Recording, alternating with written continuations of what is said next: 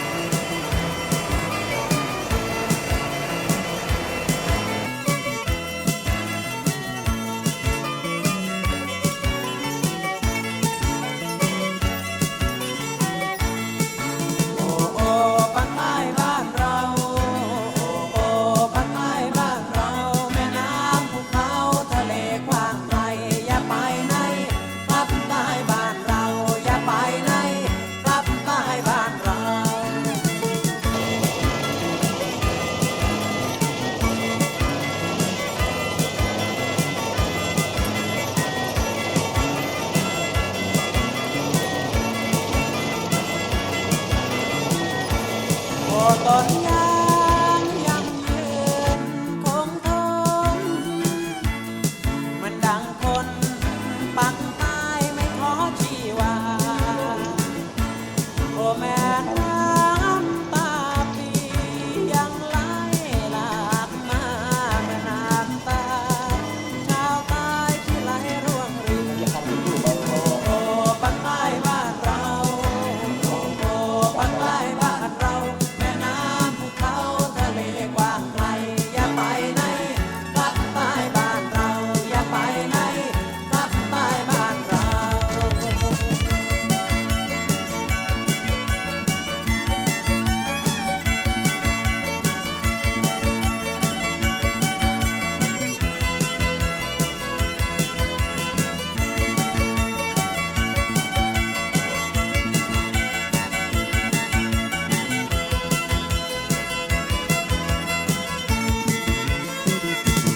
ค่ำคืนนี้